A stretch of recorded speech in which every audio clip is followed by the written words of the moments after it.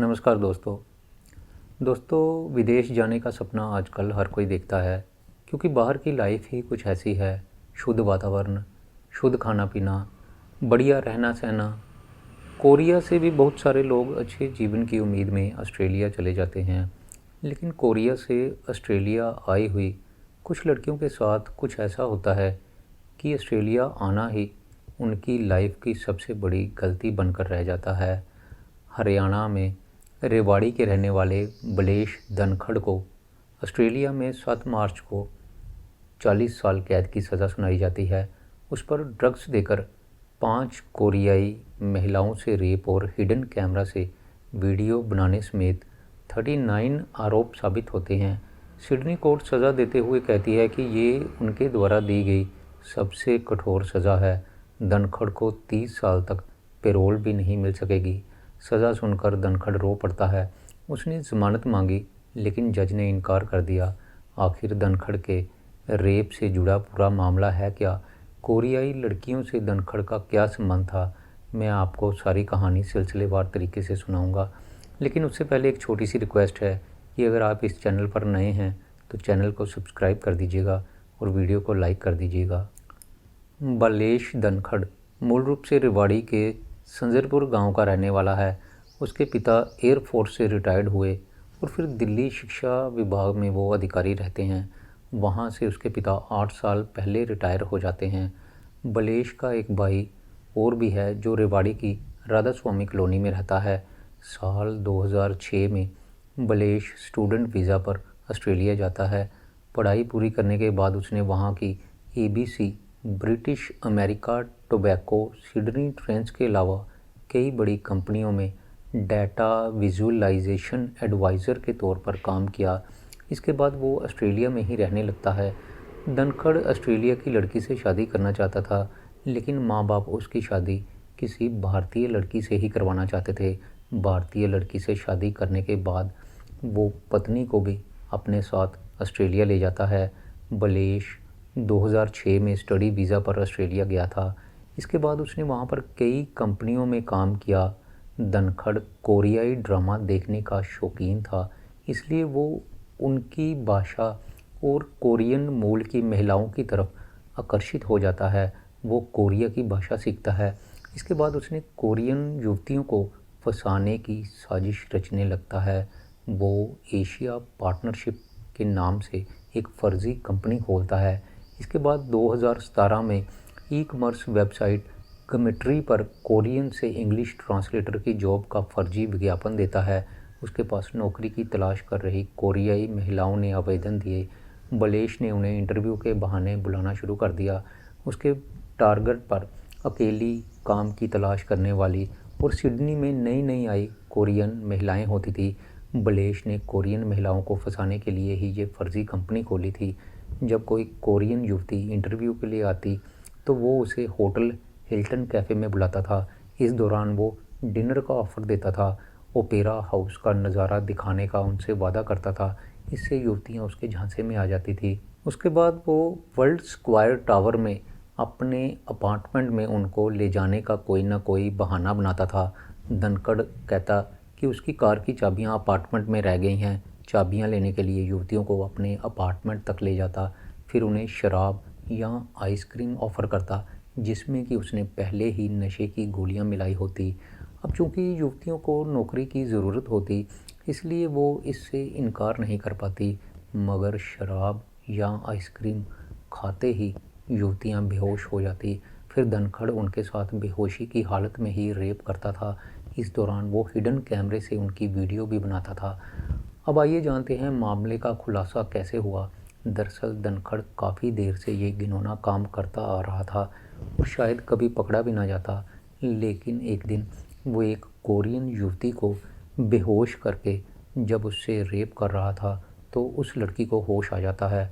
उसने बाथरूम में छिपकर अपनी सहेली को मैसेज कर दिया। उस वक्त वो महिला धनखड़ के वर्ल्ड स्क्वायर टावर स्थित अपार्टमेंट में थी। उसने सहेली को कहा कि मैं डरी हुई हूँ और मेरी नज़र धुंधली हो रही है, मैं बहुत चिंतित हूँ। वो मुझे ज़बरदस्ती चूमने की कोशिश कर रहा है। सहेली ने कहा कि वो नीचे आ जाए क्योंकि उसे नहीं पता कि इस वक्त वो कौन सी मंजिल पर है। इसी दौरान धनखड़ युवती को अपने लिविंग रूम की तरफ घसीटने लगता है और उसके साथ ज़बरदस्ती डांस करने की कोशिश करता है। यहाँ से जैसे तैसे छूटकर वो युवती सिडनी पुलिस के पास जाती है। उसकी शिकायत पर 21 अक्टूबर 2018 को धनखड़ को अरेस्ट कर लिया जाता है। बलेश धनखड़ को पुलिस ने 21 अक्टूबर 2018 को गिरफ्तार किया था। धनखड़ को गिरफ्तार करने के बाद पुलिस ने उसके अपार्टमेंट की जांच की। वहां पर उसके कंप्यूटर से 47 वीडियो मिलते हैं जिन्हें एक फ़ोल्डर में रखा गया था। इसमें जिन कोरियन युवतियों का उसने रेप किया था उनके नाम से फ़ोल्डर बनाकर रेप वाले वीडियो रखे गए थे। इन वीडियो की लेंथ 95 मिनट तक की थी। इसमें दिखा कि वो बेहोश हुई महिलाओं के साथ संबंध बना रहा था। इसके अलावा उसके कंप्यूटर में ब्राउज़र में बुक मार्क की गई एक सीरीज़ मिलती है जिसे कि उसने small drugs Korean fact website role play का टाइटल दिया था। इसमें भी वो रेप के वीडियो रखे हुए था। पुलिस वाले उसके कमरे की जांच करते हैं तो पता चलता है कि उसने बेड साइड पे एक अलार्म घड़ी रखी हुई थी जिसमें कि एक हिडन कैमरा लगा हुआ था जो कि वीडियो बनाता था। इसके अलावा कुछ वीडियोस उसने खुद भी अपने मोबाइल से शूट किए थे। कोर्ट में सुनवाई के दौरान जब वीडियोस देखे जाते हैं तो वहाँ पर मौजूद ज्यूरी भी इन्हें पूरी नहीं देख पाती क्योंकि ये वीडियो बहुत घिनौने थे। पुलिस को उसके पास से एक स्प्रेडशीट भी मिलती है जिसमें कि उसने कोड लिखे हुए थे। जिन्होंने गुस्सा किया उन्हें आगे चेंज करना पड़ा। जो फंसती नज़र आई उनके आगे बेस फॉर लिखा हुआ था। ये स्प्रेडशीट पुलिस को बलेश धनखड़ के पास से मिलती है। इस पर कुछ कोड लिखे हुए थे। दरअसल 2018 में गिरफ्तार होने के बाद धनखड़ ने केस शुरू होते ही कोर्ट से सप्रेशन ऑर्डर ले लिया था। इसके मुताबिक उसने अपने केस के बारे में किसी भी तरह की खबर छापने पर रोक लगवा दी थी। कोर्ट से सप्रेशन ऑर्डर लेने का मतलब ये था कि अब उसके बारे में किसी भी तरह की कोई भी खबर अखबार में नहीं छापी जाएगी। इससे वो लोगों की नज़रों से बचा रहना चाहता था। कुछ देर बाद धनखड़ को ज़मानत मिल जाती है और वो 3 साल तक गायब रहता है। कोर्ट के सप्रेशन ऑर्डर की वजह से उसके बारे में कहीं भी कोई खबर नहीं छप पाई थी। इसके बाद 2023 में जब मामले की दोबारा से सुनवाई शुरू होती है तो कोर्ट ने सप्रेशन ऑर्डर हटा दिया। इसके बाद जब भी सुनवाई होती तो धनखड़ मास्क पहनकर ही आता। मीडिया को देखते ही वो दौड़ने लगता था। इस दौरान उसने केस को लेकर कोई भी अपनी प्रतिक्रिया नहीं दी। वहीं खुद के बचाव करने के लिए उसने अपनी प्रॉपर्टी तक बेच दी और महंगे महंगे वकील रखना शुरू कर दिया। हालांकि उसके खिलाफ गवाह और सबूत इतने मजबूत थे कि वो बच नहीं पाया। एक कोरियन युवती ने कोर्ट को बताया कि जब धनखड़ उसका रेप कर रहा था तो वो बेहोशी से जाग गई। उसने बलेश को ऐसा ना करने को कहा। युवती ने कहा कि मुझे लगता है कि हम सिर्फ दोस्त हैं। मुझे याद है कि मैंने रोना शुरू कर दिया और उसने कहा कि मैं घर जाना चाहती हूँ। इस पर धनखड़ कहता रहा कि सब ठीक है, तुम रोना बंद कर दो, तुम ठीक हो, मैंने तुम्हारे साथ कुछ भी नहीं किया। वहीं पर एक कोरियन युवती ने बताया कि वो 8 अक्टूबर को ऑस्ट्रेलिया आई। उसने धनखड़ का विज्ञापन देखा। 3 दिन बाद वो हिल्टन कैफ़े में उससे मिलने जाती है। तब धनखड़ उसको डिनर ऑफ़र करता है लेकिन वो लड़की इससे इनकार कर देती है। अगले दिन फिर वो धनखड़ से कैफ़े में मिलने जाती है।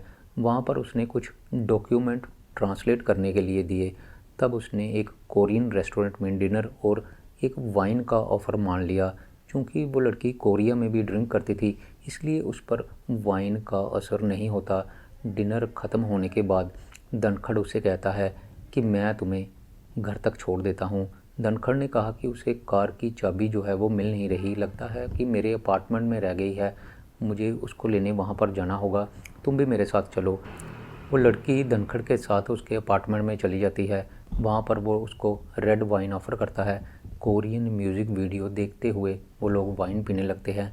तब धनखड़ उसको सालसा डांस सिखाता है। इसके बाद उस लड़की को कुछ भी याद नहीं रहता। युवती कहती है कि मुझे सब ठीक लग रहा था लेकिन कुछ याद नहीं आ रहा। होटल पहुंचने पर मुझको उल्टी होने लगती है। हालांकि धनखड़ ने कोर्ट में इन सभी आरोपों को नकार दिया। उसने वीडियो की किसी भी बात को नहीं माना। धनखड़ ने कहा कि ये वीडियोस असल में पोर्न मूवीज़ की है और उससे मिलती जुलती है। असल में वो इन वीडियोज़ में नहीं है, लेकिन वो कोर्ट को ज़्यादा देर चकमा नहीं दे पाया। सिडनी कोर्ट ने इस मामले में बलेश धनखड़ को 39 केसों में दोषी ठहराया, जिसमें 13 रेप के इरादे से नशीला पदार्थ देने के 6, बिना सहमति न्यूड वीडियो रिकॉर्डिंग के 17, हमला करने के 3 मामले शामिल होते हैं। सज़ा सुनाने से पहले जज माइकल किंग ने कहा कि ये अपराध पूर्व नियोजित और अत्यधिक हिंसक है, इसलिए दोषी को 40 साल तक जेल में भेजा जाता है। इससे 30 साल तक उसको पैरोल भी नहीं मिलेगी। सिडनी के इतिहास में अब तक की ये सबसे कठोर सज़ा थी। बलेश धनखड़ ऑस्ट्रेलिया में ओवरसीज़ फ्रंट्स ऑफ बीजेपी का अध्यक्ष रहा है। 2014 में उसकी नरेंद्र मोदी की पहली बार प्रधानमंत्री बनने पर जब शपथ ग्रहण हुआ था तो वो उसमें शामिल भी हुआ था। नवंबर 2024 में प्रधानमंत्री नरेंद्र मोदी के ऑस्ट्रेलिया दौरे के वक्त भी वो पीएम मोदी का स्वागत करने वालों में से एक था। इसके अलावा भी उसने प्रधानमंत्री नरेंद्र मोदी, भाजपा नेता सुब्रमण्यम स्वामी, विश्व हिंदू परिषद के अध्यक्ष अशोक सिंघल और हरियाणा के कांग्रेस नेता व पूर्व केंद्रीय मंत्री वीरेंद्र सिंह के साथ भी सोशल मीडिया पर अपनी कई फ़ोटो डाली थी। दरअसल धनखड़ का एक राजनीतिक रसूख था और उसको लगता था कि मैं चाहे जो मर्जी कर लूँ, मैं बच जाऊँगा। धनखड़ के संबंध बड़े बड़े राजनेताओं से थे। उसको लगता था कि मैं अपनी पॉलिटिकल पावर का यूज़ करके बड़े से बड़े अपराध से भी बच जाऊँगा, लेकिन ऐसा हो नहीं पाता। सिडनी की अदालत उसको दोषी ठहराती है और 40 साल की जेल सुनाती है। कोर्ट द्वारा सज़ा सुनाए जाने के बाद धनखड़ ज़ोर ज़ोर से रोने लगता है और माफ़ी की गुहार लगाता है, लेकिन कोर्ट उसकी एक भी दलील नहीं सुनती और उसकी सज़ा बरकरार रखी जाती है। तो दोस्तों, मैं यहाँ पर यही कहना चाहूँगा कि कोई भी आदमी जब गलत काम करता है तो उसको यही लगता है कि मैं कभी पकड़ा ही नहीं जाऊँगा, लेकिन ऐसा होता नहीं है। हर गलत काम करने वाले को उसके कर्मों का हिसाब देना ही पड़ता है। तो दोस्तों, मेरी आज की ये कहानी यहीं पर ख़त्म होती है। मैं फिर आऊँगा आपके लिए एक नई कहानी लेकर। तब तक के लिए नमस्कार।